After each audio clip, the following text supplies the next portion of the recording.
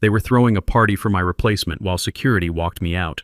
Through the conference room glass, I could see Lindsay Brooks raising a champagne flute while everyone clapped. My 15 years of work was getting celebrated as someone else's fresh start. I'm Austin Rodriguez, 48 years old, and 30 minutes ago I was the Senior Traffic Systems Engineer at Urban Flow Dynamics. Now I'm getting the boot in the rain while they pop champagne for the woman who's gonna fix my mess. Look, I wasn't some rookie they could just toss aside. I'd spent 15 years building the most sophisticated traffic system this city ever had. But there I was, walking across the parking lot with a security guard on each side, my personal stuff in a soggy cardboard box. The guard on my left was Steve. We used to chat every morning about his grandson's baseball games. Now he wouldn't even look at me.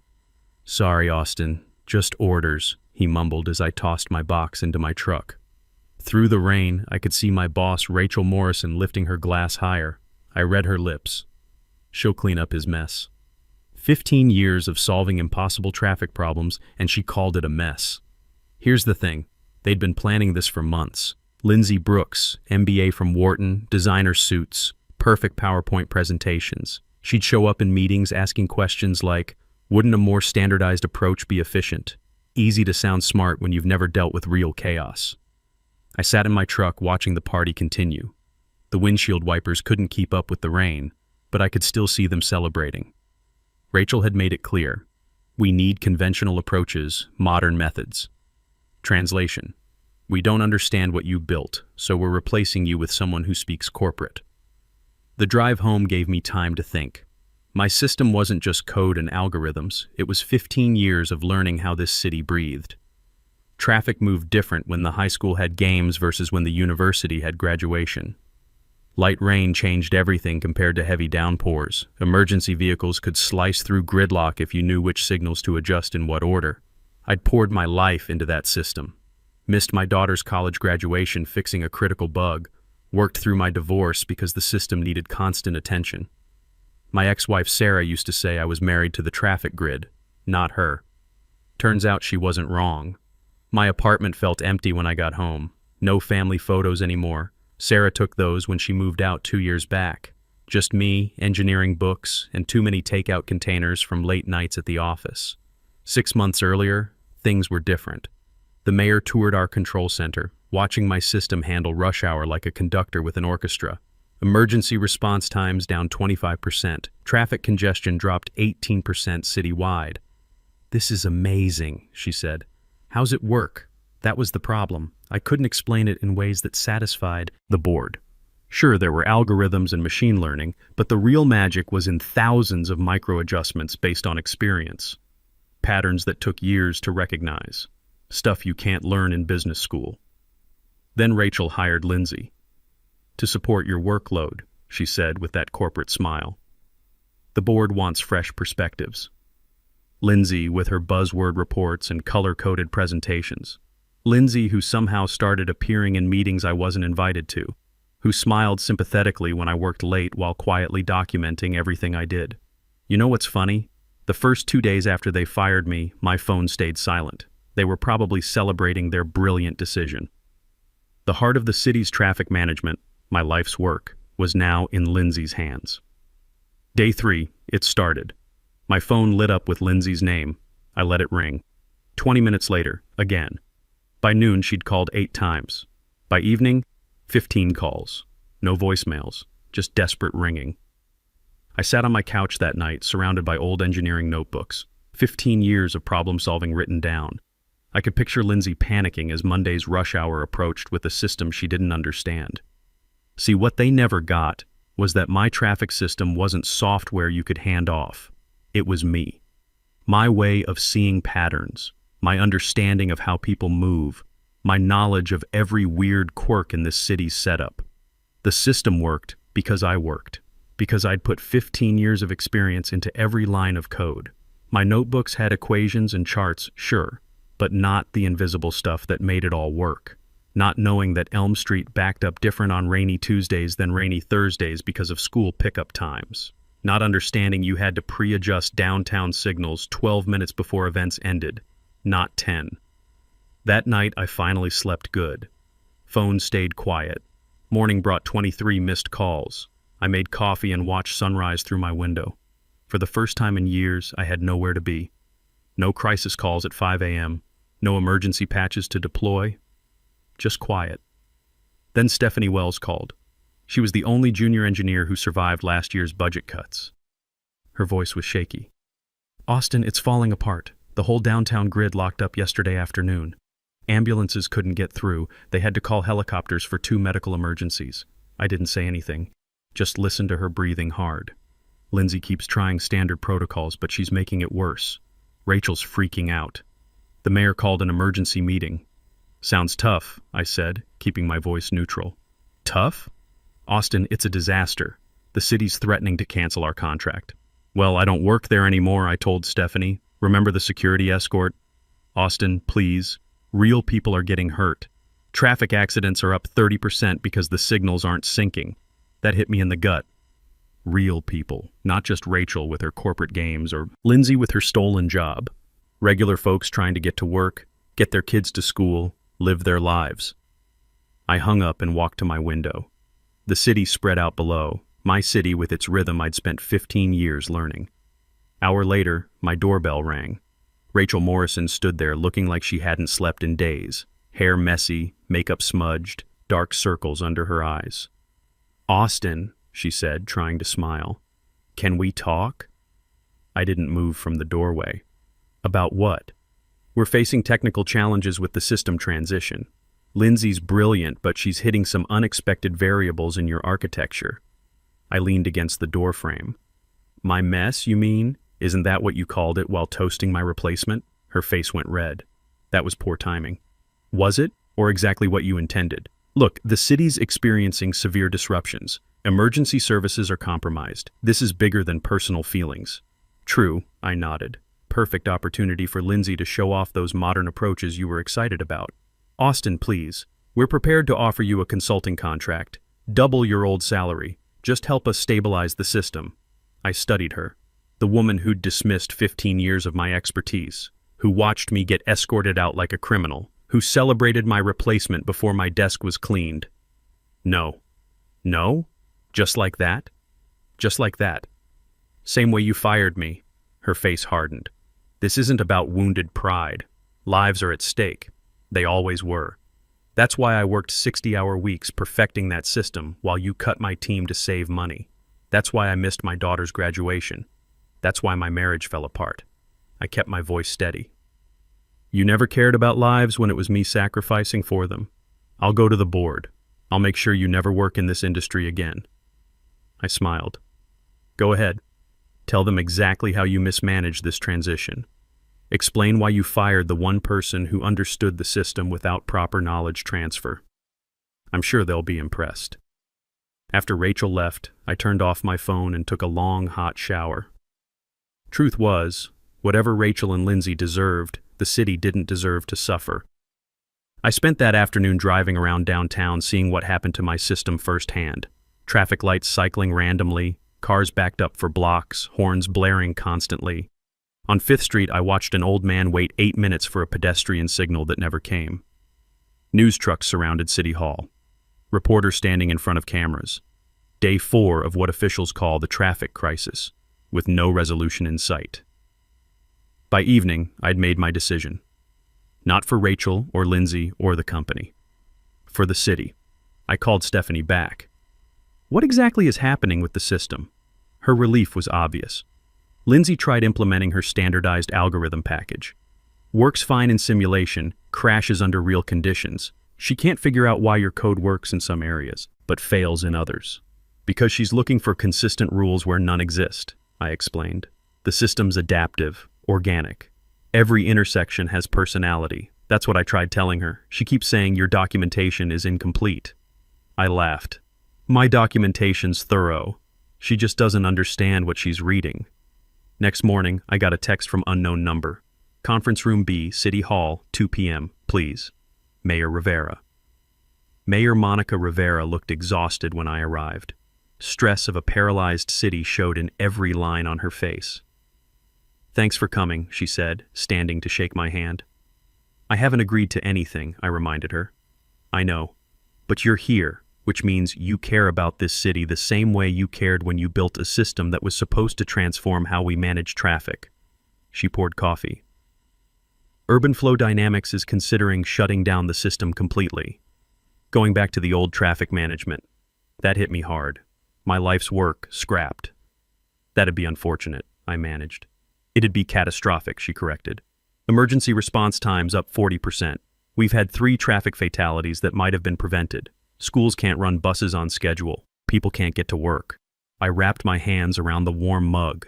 I understand I was treated poorly, but right now 800,000 people are suffering because the system you built, the system that worked perfectly, is failing without you. It's failing because they thought anyone could take over without understanding the underlying approach. I know, she said, and they were catastrophically wrong. But punishing them punishes everyone else too. She leaned forward. Help us fix this. Not for them, for the city. I can hire you directly as municipal consultant. Bypass the company entirely. They own the system. They licensed it to us. Right now, they're in breach of contract by providing non-functional infrastructure. We have legal grounds to bring in our own technical expert. For the first time in days, I felt something other than anger. A possibility. I'd need certain guarantees, I said slowly. Complete technical control, my name on the patents, and I choose my own team. Her eyes widened. You've been thinking about this? I'm always thinking. It's what I do. Done. Walking back to my truck, Stephanie texted. Emergency board meeting tomorrow. Rachel saying entire system needs rebuilding. Lindsay blaming bugs in your code. I smiled. Of course. Because it couldn't be that Lindsay, with all her fancy credentials, simply couldn't understand what I'd built. Had to be sabotage. That night, organizing my notes for what was coming, Lindsay called one last time. Austin. Her voice tight, controlled. We need to talk. We're talking now. I know what you did. Missing protocols, confusing variable names. You set me up to fail. I laughed. You think I anticipated getting fired and deliberately created a system no one else could run? Then why doesn't anything work the way it should? Maybe it works exactly as it should. Maybe you just don't understand how it should work. Silence stretched between us on the phone. Finally, Lindsay's voice got smaller. I need your help. 3 words that must have cost her everything. I thought about her standing in the wreckage of what she'd confidently believed she could handle. Interesting. Week ago, you were explaining to the board how my methods were outdated. I was wrong. The system is beyond conventional understanding. No, it's beyond your understanding. There's a difference. People are suffering, Austin. Whatever you think of me, they don't deserve this. Same argument everyone kept making. Same weight on my shoulders. Fine. But not at your office. Public library, study room 3, 10 a.m. tomorrow. Thank you. Don't bring anything. No laptops, no notes, just yourself. Library was quiet when I arrived. Lindsay sat stiffly in the study room, perfect hair pulled back, dark circles under her eyes. For a second, I almost felt sorry for her. Thanks for coming, she said as I sat down. Let's be clear. I'm not here to save your career.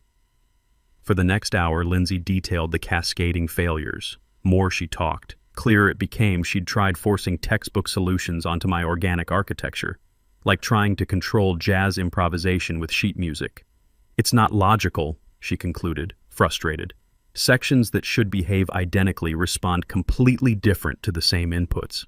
Because they're not identical, I said, turning my notebook toward her. You're treating the system like it's built on static algorithms when it's actually responsive to thousands of variables you're not even measuring. She stared at my diagrams. This isn't in any documentation, because it can't be documented traditionally. It's not about rules, it's about relationships between factors most engineers don't consider. Like what? Like how the university district moves different during finals week, even accounting for reduced traffic volume, because student stress changes pedestrian patterns. Or how the warehouse district needs different timing after midnight because late shift workers drive different than day shift workers. Her face went pale. That's impossible to systematize. Not impossible, just beyond conventional approaches. I closed my notebook. Which is why you're failing. So you'll help? Haven't decided. What would it take? I studied her. This woman who'd so confidently stepped into my position, who'd dismissed years of my work with casual certainty. Truth, I said finally. Before I help anyone, I want the board to understand exactly what happened, how my system works, why it failed under your management. Full accountability. She went pale. You want me to admit failure publicly? I want honesty from everyone involved. Rachel will never allow it. Then the city stays broken. I stood to leave, but Lindsay reached across the table. What if I tell the truth? At tomorrow's board meeting, without Rachel's approval? I paused. Why would you do that? Because you're right. Because I was wrong. Because this isn't about careers anymore. Next morning, I put on my best suit and drove to Urban Flow Dynamics like I still worked there.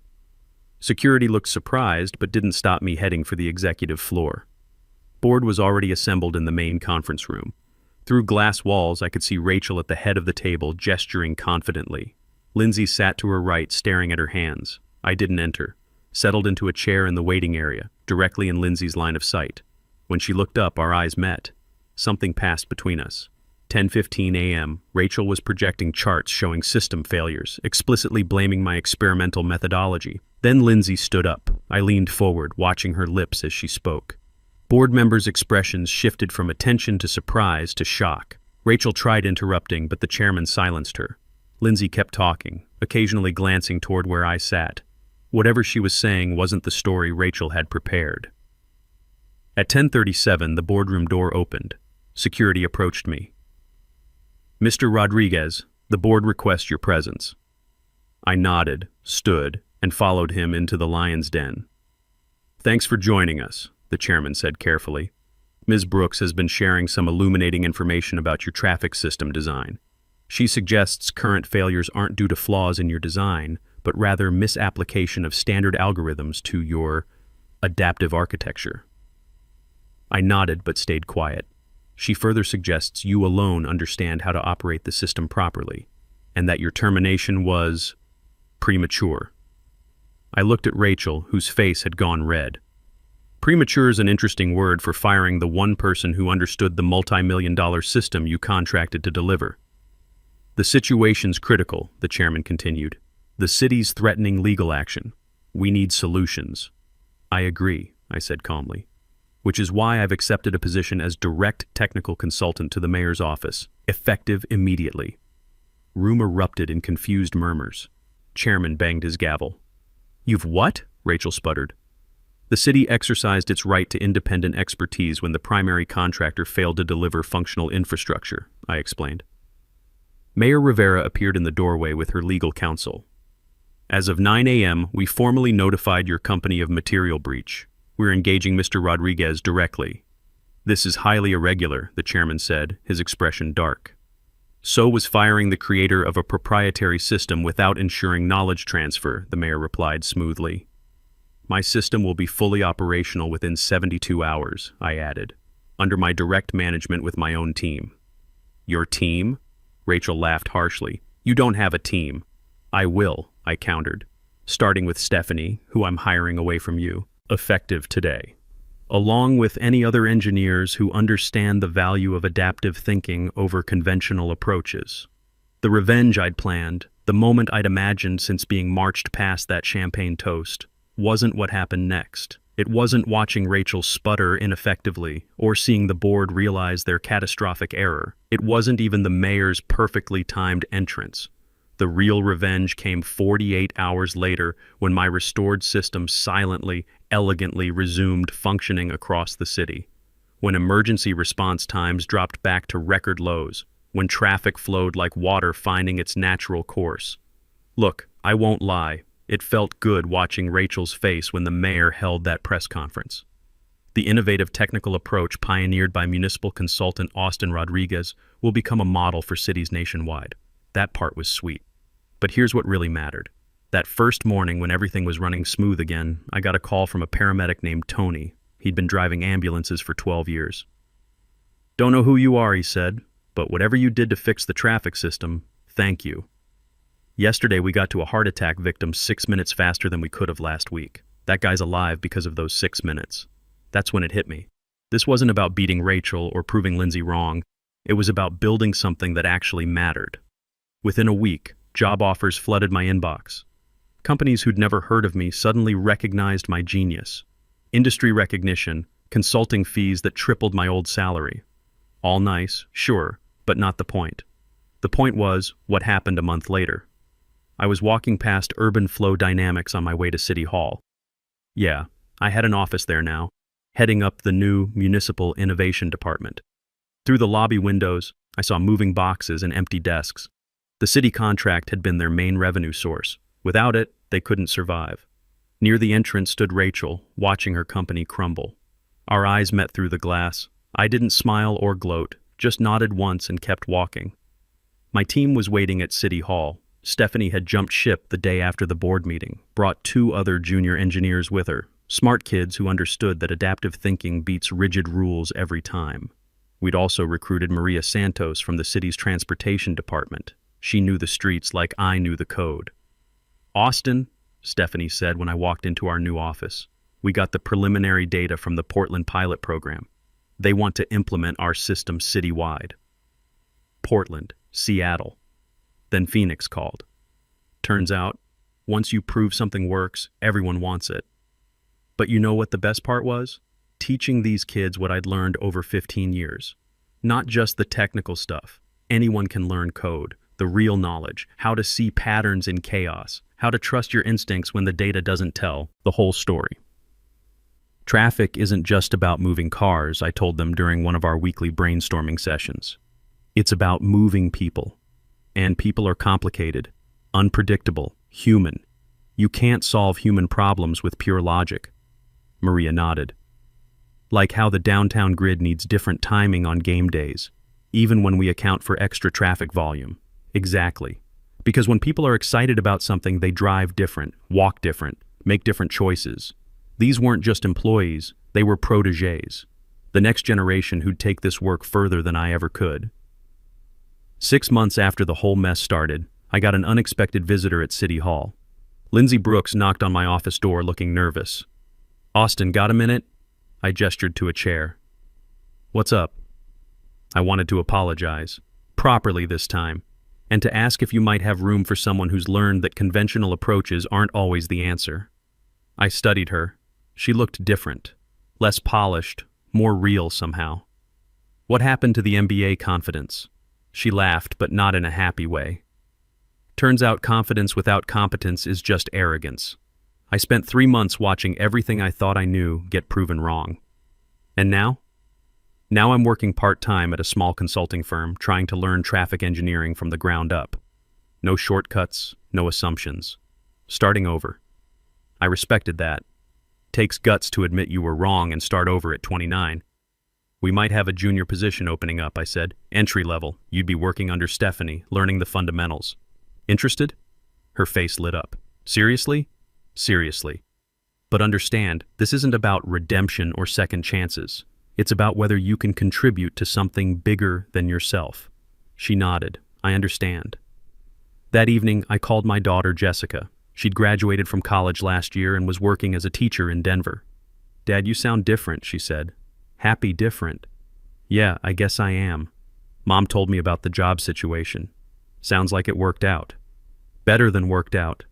I'm building something that matters, something that'll outlast me. I'm proud of you, Dad, for not just getting even, but for making something better."